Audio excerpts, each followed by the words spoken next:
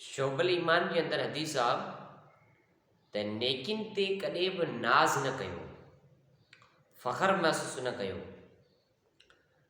किन माण्हुनि खे पंहिंजी अमलनि मथां बावर हूंदो आहे ऐं नेकिन मथां नाज़ हूंदो आहे, पर अल्लाह पाक जी अज़ीम अहसाननि जी भेट में माण्हुनि जी नेकी जी छा अहमियत आहे? का अहमियत कोन्हे।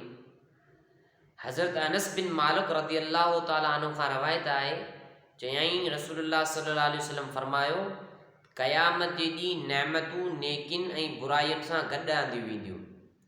अल्लाह ताला पंहिंजी नेमतुनि मां हिकु नेमत खे फरमाईंदो, उन जी नेकिन मां पंहिंजो हक़ वठि, पोइ उहा नेमत उन जी का बि नेकी न छॾींदी मगर सभ जूं सभु नेकियूं खणी वेंदियूं।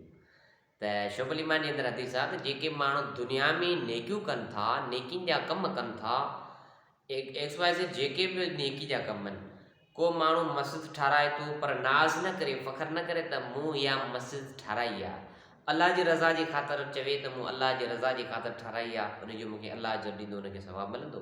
बाक़ी नेकी करे त उन ते नाज़ न करे, फ़ख़्रु न करे, वॾाई न करे, तकबुर न करे। रब फरमाए थो तव्हां नेकी कयो, उनजो बदिलो मां तव्हांखे रब ॾींदुसि, दुनिया वारा न ॾींदा, उन नेकी जो बदिलो मां अलाह तव्हांखे ॾींदुसि। त अलाह पाक दुआ आहे त दुनिया में असांखे नेकी करण जी तौफ़ीक़ अता फरमाए ऐं शल बचाए नेकिन ते नाज़